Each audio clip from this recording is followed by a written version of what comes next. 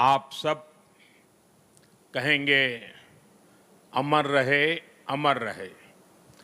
सरदार पटेल, सरदार पटेल, सरदार पटेल। सरदार पटेल की 150वीं जयंती का ऐतिहासिक अवसर एकता नगर की ये दिव्य सुबह, ये विहंगम दृश्य सरदार साहब के चरणों में हमारी उपस्थिति आज हम सब एक महान क्षण के साक्षी बन रहे हैं। देश भर में हो रही एकता दौड़, रन फॉर यूनिटी, कोटि कोटि भारतीयों का उत्साह हम नए भारत की संकल्प शक्ति को साक्षात महसूस कर रहे हैं। अभी यहां जो कार्यक्रम हुए, कल शाम जो अद्भुत प्रस्तुति हुई, उनमें भी अतीत की परंपरा थी, वर्तमान का श्रम और शौर्य था और भविष्य की सिद्धि की झलक भी थी। सरदार साहब की 150वीं जयंती के उपलक्ष्य में स्मृति सिक्का और विशेष डाक टिकट भी जारी किया गया है।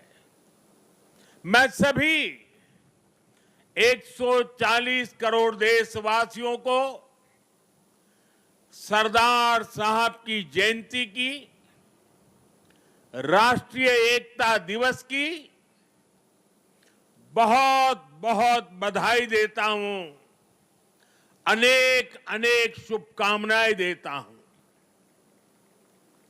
साथियों, सरदार पटेल मानते थे कि इतिहास लिखने में समय नहीं गंवाना चाहिए, हमें तो इतिहास बनाने के लिए मेहनत करनी चाहिए। उनकी ये भावना हमें उनकी जीवन गाथा में दिखाई देती है। सरदार साहब ने जो नीतियां बनाई, जो निर्णय लिए, उन्होंने नया इतिहास रचा, नया इतिहास बनाया। आजादी के बाद 550 से ज्यादा रियासतों को एक साथ जोड़ने का असंभव कार्य को उन्होंने संभव करके दिखा दिया। एक भारत श्रेष्ठ भारत का विचार उनके लिए सर्वोपरि था। इसलिए आज सरदार पटेल की जयंती का दिन स्वाभाविक रूप से राष्ट्रीय एकता का महापर्व बन गया है। जिस तरह हम 140 करोड़ देशवासी 15 अगस्त को स्वतंत्रता दिवस मनाते हैं, 26 जनवरी को गणतंत्र दिवस मनाते हैं, वैसे ही एकता दिवस का महत्व हमारे लिए प्रेरणा की पल है, गर्व की पल है। आज करोड़ों लोगों ने एकता की शपथ ली है। हमने संकल्प लिया है कि हम ऐसे कार्यों को बढ़ावा देंगे जो देश की एकता को मजबूती दें। यहां एकता नगर में ही एकता मॉल, एकता गार्डन, एकता के सूत्र को सशक्त करते दिखते हैं। साथियों, हर ऐसी बात जो देश की एकता को कमजोर करती है, हर देशवासी को उससे दूर रहना है। यह राष्ट्रीय कर्तव्य है। ये सरदार साहब को सच्ची श्रद्धांजलि है। यही आज देश की जरूरत है। यही आज एकता दिवस का हर भारतीय के लिए संदेश भी है, संकल्प भी है। साथियों, सरदार साहब ने देश की संप्रभुता को सबसे ऊपर रखा, लेकिन दुर्भाग्य से सरदार साहब के निधन के बाद के वर्षों में देश की संप्रभुता को लेकर तब की सरकारों में उतनी गंभीरता नहीं रही। एक और कश्मीर में हुई गलतियां, दूसरी ओर पूर्वोत्तर में पैदा हुई समस्याएं और देश भर में जगह जगह पनपा नक्सलवाद, माओवादी आतंक, ये देश की संप्रभुता को सीधी चुनौतियां थी। लेकिन उस दौर की सरकारों ने सरदार साहब की नीतियों पर चलने की जगह रीढ़ विहीन रवैये को चुना।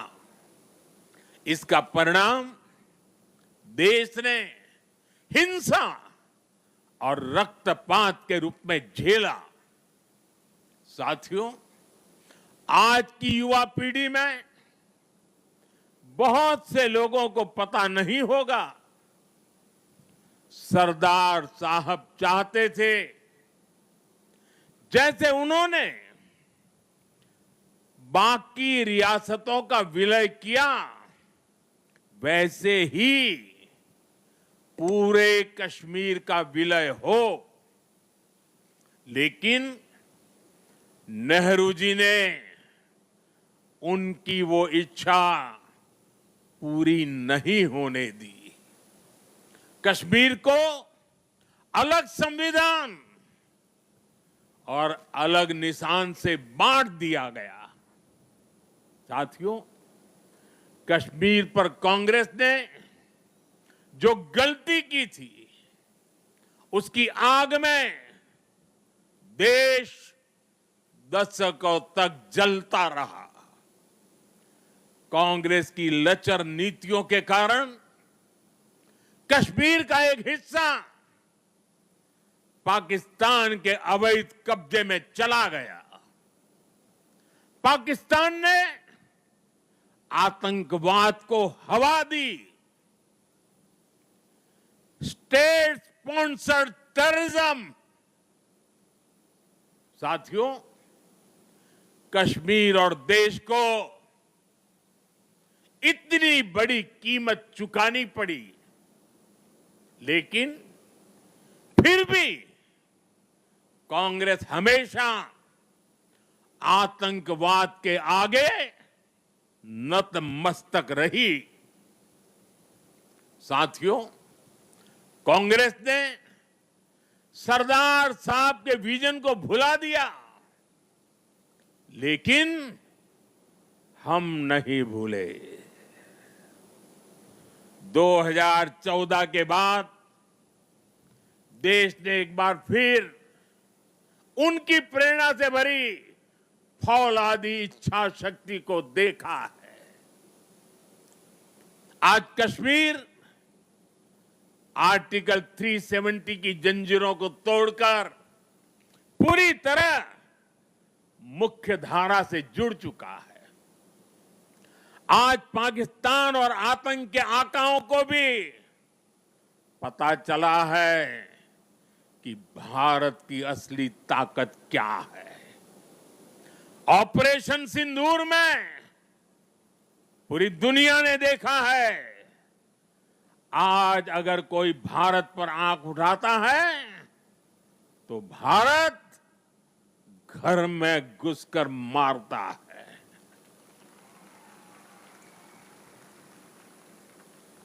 हर बार भारत का जवाब पहले से बड़ा होता है, पहले से ज्यादा निर्णायक होता है। ये भारत के दुश्मनों के लिए एक संदेश भी है। ये लौह पुरुष सरदार पटेल का भारत है। ये अपनी सुरक्षा और सम्मान से कभी भी समझौता नहीं करता है। साथियों, राष्ट्रीय सुरक्षा को लेकर पिछले 11 साल में भारत की सबसे बड़ी सफलता है नक्सलवाद, माओवादी आतंक की कमर तोड़ना।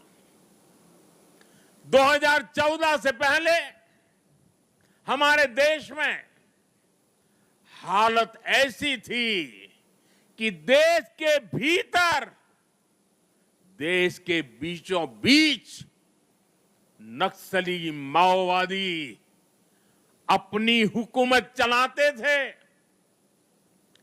नक्सली क्षेत्रों में देश का संविधान नहीं चलता था, पुलिस प्रशासन वहां काम नहीं कर पाता था। नक्सली खुलेआम नए नए फरमान जारी करते थे, सड़कें नहीं बनने देते थे, स्कूल, कॉलेज और हॉस्पिटल को बम से उड़ा दिया जाता था और शासन प्रशासन उनके आगे लाचार नजर आता था। साथियों, 2014 के बाद हमारी सरकार ने नक्सलवाद, माओवादी आतंक पर प्रचंड प्रहार किया। हमने शहरों में बैठे अर्बन नक्सलियों के समर्थकों, अर्बन नक्सलियों को भी किनारे लगाया। हमने वैचारिक लड़ाई भी जीती और नक्सलियों के गढ़ में जाकर उनसे मोर्चा लिया। इसका परिणाम आज देश के सामने है।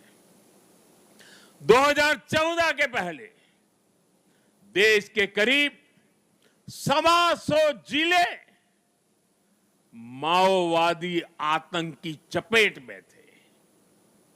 आज ये संख्या केवल 11 बची है और उसमें भी सिर्फ 3 जिलों में ही नक्सलवाद अभी भी कुछ गंभीर रूप से हावी है।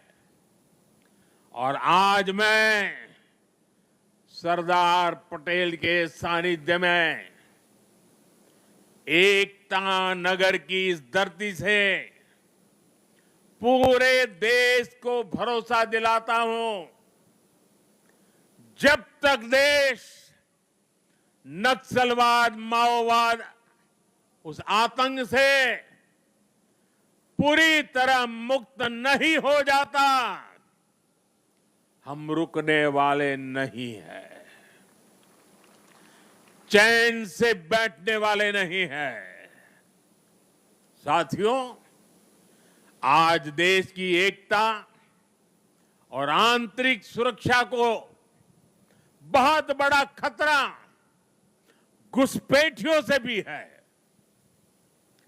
देश के भीतर दशकों से विदेशी घुसपैठिए आते रहे, वो देशवासियों के संसाधनों पर कब्जा करते रहे, डेमोग्राफी का संतुलन बिगाड़ते रहे, देश की एकता दांव पर लगाते रहे, लेकिन पुरानी सरकारें इतनी बड़ी समस्या पर आंख मूंदे रही। वोट बैंक की राजनीति के लिए राष्ट्र की सुरक्षा को जानबूझकर खतरे में डाला गया। अब पहली बार देश ने इस बड़े खतरे के खिलाफ भी निर्णायक लड़ाई लड़ने की ठानी है। लाल किले से मैंने डेमोग्राफी मिशन का ऐलान किया है, लेकिन साथियों, अब आज जब हम इस विषय को गंभीरता से उठा रहे हैं, तो कुछ लोग देश हित से ज्यादा अपने स्वार्थ को ऊपर रख रहे हैं। ये लोग घुसपैठियों को अधिकार दिलाने के लिए राजनीतिक लड़ाई लड़ रहे हैं। इनको लगता है कि देश एक बार टूट गया, आगे भी टूटता रहे, इनको कोई फर्क नहीं पड़ता।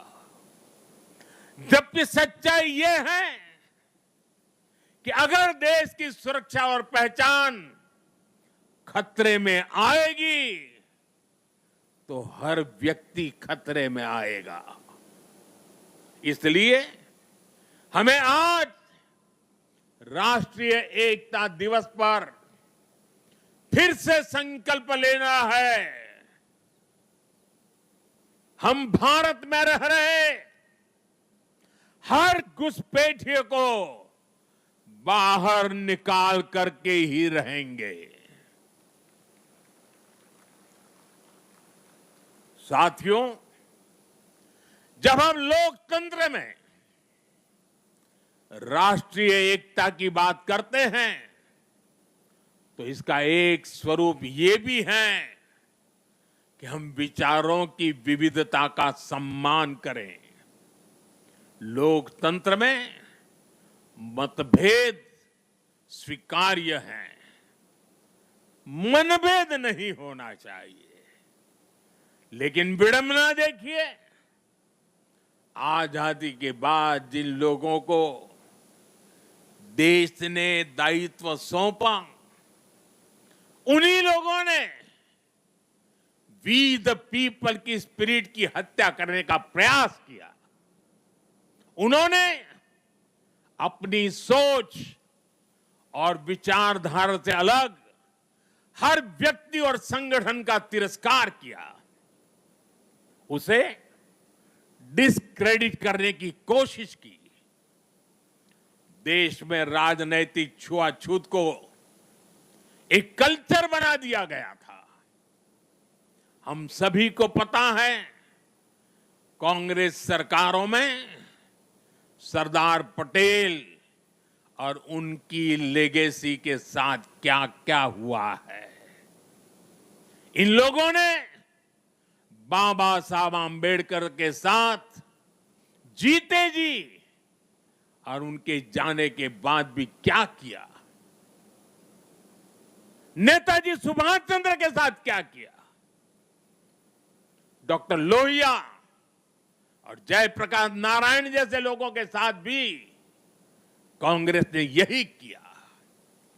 इस साल राष्ट्रीय स्वयंसेवक संघ के आरएसएस के 100 वर्ष पूरे हुए हैं। संघ पर भी कैसे कैसे हमले किए गए, षड्यंत्र किए गए। एक पार्टी, एक परिवार के बाहर हर व्यक्ति और हर विचार को अछूत बनाने की भरसक कोशिश हुई। भाइयों और बहनों, हमें गर्व है कि हमने देश को बांटने वाली इस राजनीतिक छुआछूत को खत्म किया है। हमने सरदार पटेल की स्टैच्यू ऑफ यूनिटी बनाई। हमने बाबा साहब के पंच तीर्थ बनवाए। दिल्ली में बाबा साहब का घर, उनका महापरिनिर्वाण स्थल कांग्रेस के दौर में उपेक्षा की वजह से दुर्दशा का शिकार था। हमने उस पवित्र स्थल को ऐतिहासिक मेमोरियल में बदला है। कांग्रेस के समय में सिर्फ एक पूर्व प्रधानमंत्री के नाम पर म्यूजियम था।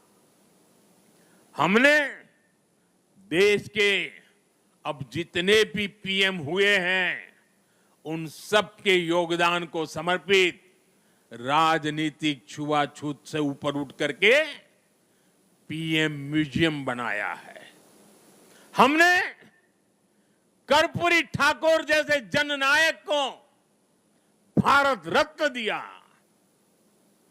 पूरे जीवन कांग्रेस को समर्पित रहने वाले प्रणब दा को हमने भारत रत्न दिया और विरोधी विचार वाले मुलायम सिंह यादव जी जैसे नेता को भी हमने पद्म पुरस्कार से सम्मानित किया। इन फैसलों के पीछे सोच यही थी कि राजनैतिक मतभेदों से ऊपर उठकर देश के लिए एकजुट होने की भावना मजबूत हो। ऑपरेशन सिंदूर के बाद विदेशों में गए हमारे सर्वदलीय प्रतिनिधि मंडल में भी हमने एकता की इस झलक को देखी है। साथियों, राजनीतिक हितों के लिए देश की एकता पर प्रहार की सोच ये गुलामी की मानसिकता का हिस्सा है। कांग्रेस ने अंग्रेजों से केवल पार्टी और सत्ता ही नहीं पाई, बल्कि कांग्रेस ने गुलामी की मानसिकता को भी आत्मसात कर लिया था। आप देखिए, अभी कुछ दिन बाद ही हमारे राष्ट्रगीत वंदे मातरम के 150 साल होने जा रहे हैं। 1905 में जब अंग्रेजों ने बंगाल का विभाजन किया, उसके प्रतिरोध में वंदे मातरम हर देशवासी का स्वर बन गया था। वंदे मातरम देश की एकता और एकजुटता की आवाज बन गया था। अंग्रेजों ने वंदे मातरम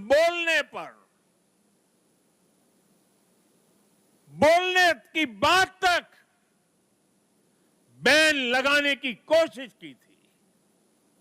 अंग्रेज इस कोशिश में कभी भी कामयाब नहीं हो पाए। कई हिंदुस्तान के कोने से वंदे मातरम का नारा गुंजता ही रहा। लेकिन जो काम अंग्रेज नहीं कर पाए, वो काम कांग्रेस ने कर दिया। कांग्रेस ने मजहबी आधार पर वंदे मातरम के एक हिस्से को ही हटा दिया। यानी कांग्रेस ने समाज को भी बांटा और अंग्रेजों के एजेंडे को भी आगे बढ़ाया। और मैं आज एक बात बहुत जिम्मेदारी से कह रहा हूं, जिस दिन कांग्रेस ने वंदे मातरम को तोड़ने का, काटने का, विभाजित करने का फैसला लिया था, उसी दिन कांग्रेस ने भारत के विभाजन की नींव डाल दी थी। कांग्रेस ने वो पाप नहीं किया होता तो आज भारत की तस्वीर कुछ और होती।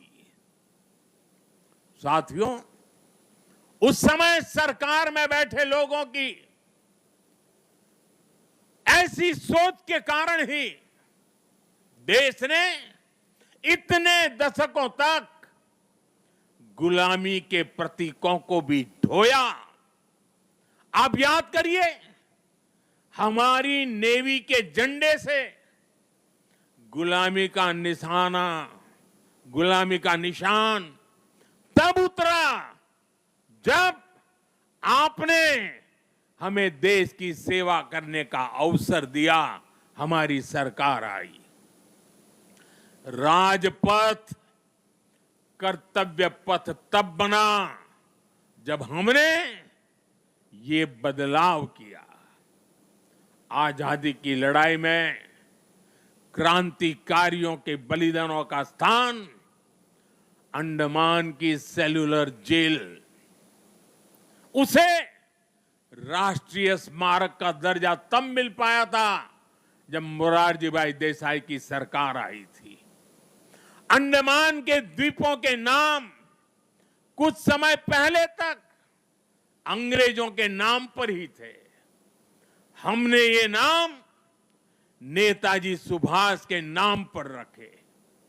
कई द्वीपों को परमवीर चक्र विजेताओं का नाम दिया।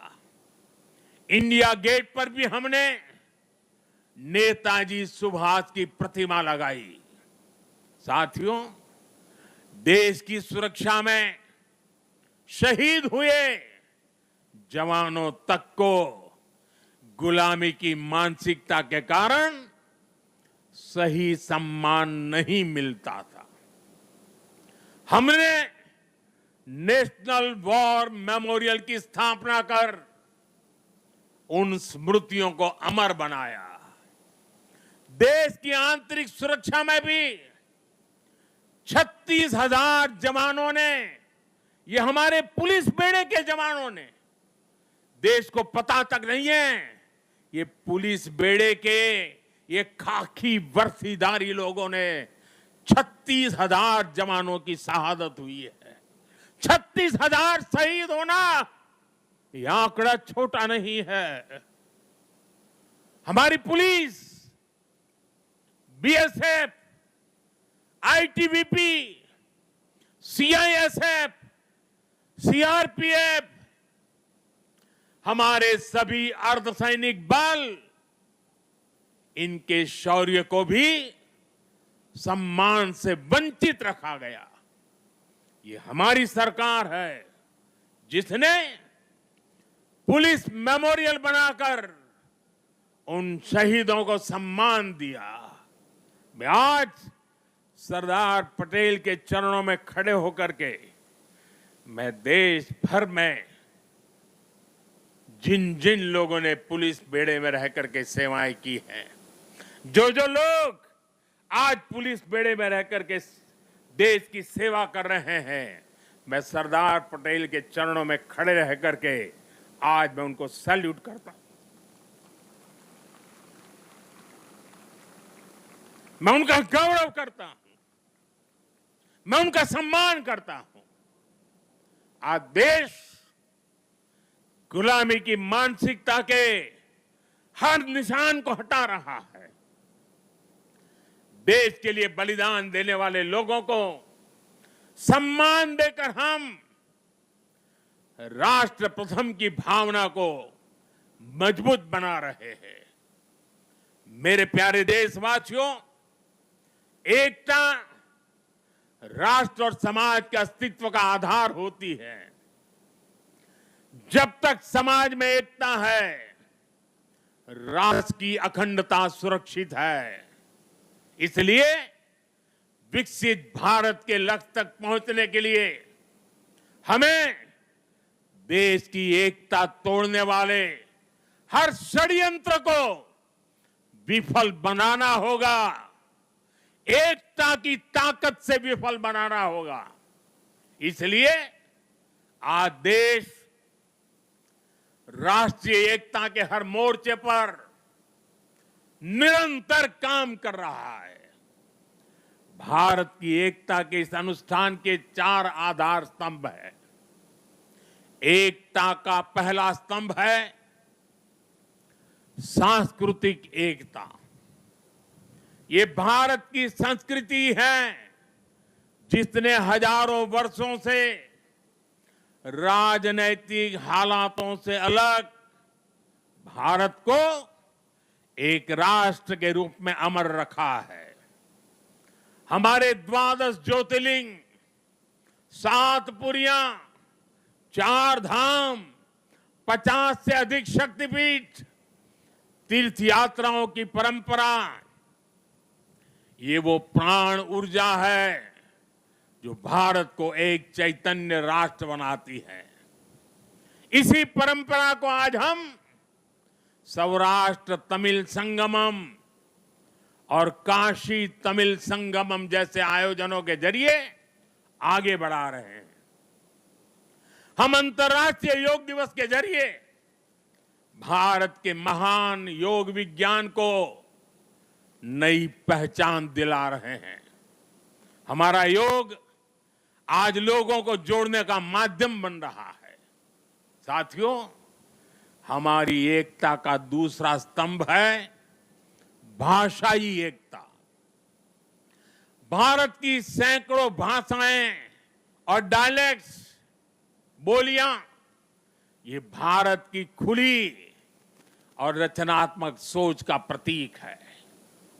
क्योंकि हमारे यहां किसी समाज ने, सत्ता ने या संप्रदाय ने कभी भी भाषा को अपना हथियार नहीं बनाया।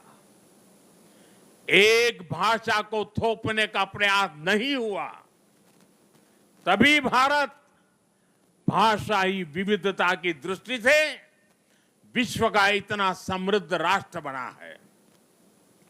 हमारी भाषाओं ने संगीत के अलग अलग सुरों की तरह हमारी पहचान को सशक्त बनाया है। इसलिए साथियों, हम हर भाषा को राष्ट्रीय भाषा मानते हैं। हम गर्व से कहते हैं कि भारत के पास तमिल जैसी दुनिया की सबसे पुरानी भाषा है और हमें इसका गर्व है। हमारे पास संस्कृत जैसी ज्ञान की धरोहर है।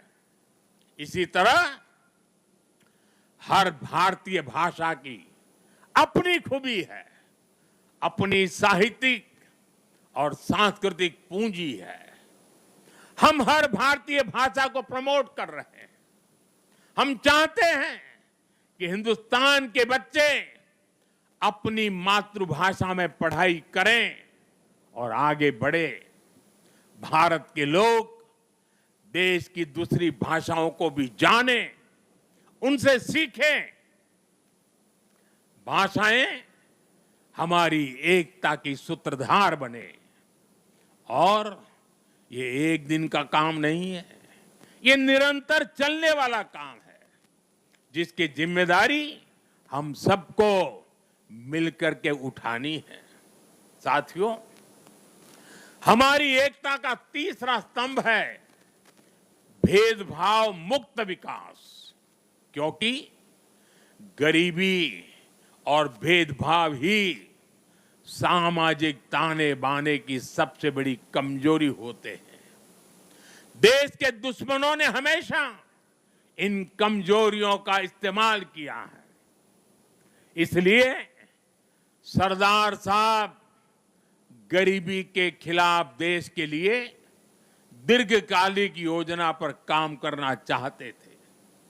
सरदार पटेल ने एक बार कहा था कि अगर भारत को आजादी 1947 के बजाय उससे भी 10 साल पहले मिल गई होती तो भारत 1947 तक भारत खाद्यान्न की कमी के संकट से मुक्त हो चुका होता। उन्होंने कहा था कि जैसे उन्होंने रियासतों के विलय की चुनौती सुलझाई, वो अन्न की कमी की चुनौती भी सुलझा कर ही रुकते। ये थी सरदार साहब की इच्छा शक्ति।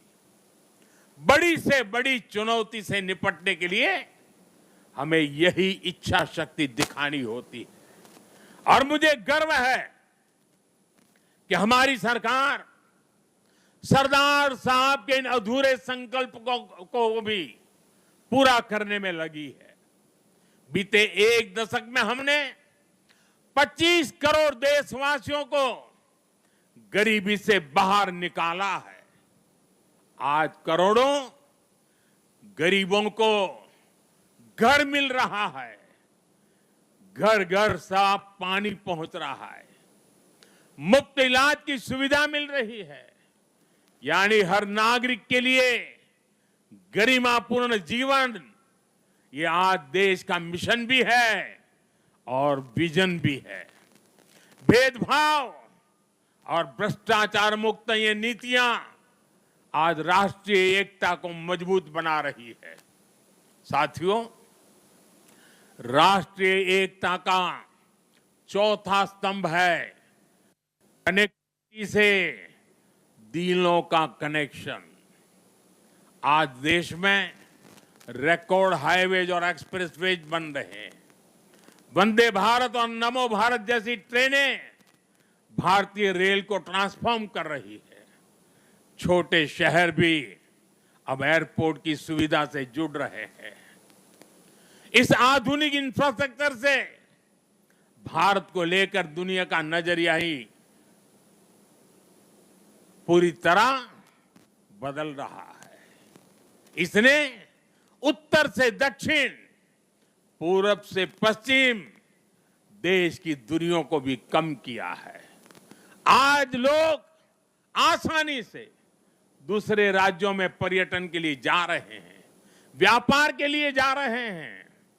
ये पीपल टू पीपल कनेक्ट और कल्चरल एक्सचेंज, उसका एक नया दौर है जो राष्ट्रीय एकता को बल दे रहा है। और डिजिटल रिवॉल्यूशन जो हुआ है, उसने इस एकता को नई मजबूती देने का अवसर भी दिया है। आज डिजिटल कनेक्टिविटी का भी दिलों की कनेक्टिविटी में एक नया मार्ग प्रशस्त हो रहा है। साथियों, सरदार पटेल ने एक बार कहा था, मुझे सबसे ज्यादा खुशी तब मिलती है जब मैं देश के लिए काम करता हूं।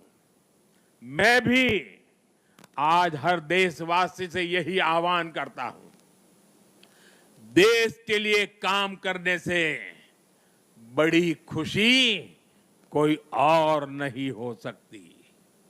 मां भारती की साधना हर देशवासी की सबसे बड़ी आराधना है। जब 140 करोड़ भारतवासी एक साथ खड़े हो जाते हैं तो चट्टानें खुद रास्ता छोड़ देती हैं। जब 140 करोड़ देशवासी एक स्वर में बोलते हैं तो वो शब्द भारत की सफलता का उद्घोष बन जाते हैं। हमें एकता के इसी मूल मंत्र को अपना संकल्प बनाना है। हमें बंटना नहीं है, हमें कमजोर नहीं पड़ना है। यही सरदार साहब के लिए हमारी सच्ची श्रद्धांजलि है।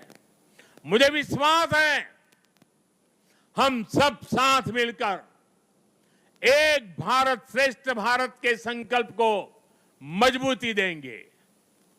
हम साथ मिलकर विकसित भारत और आत्मनिर्भर भारत के सपने को पूरा करेंगे।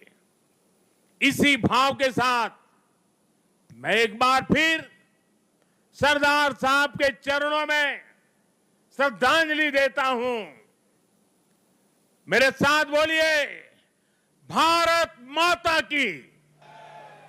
आवाज देश के हर कोने में पहुंचनी चाहिए। साथियों, भारत माता की, भारत माता की, भारत माता की। वंदे वंदे वंदे वंदे वंदे वंदे वंदे वंदे वंदे वंदे वंदे वंदे। आप सबका बहुत बहुत धन्यवाद।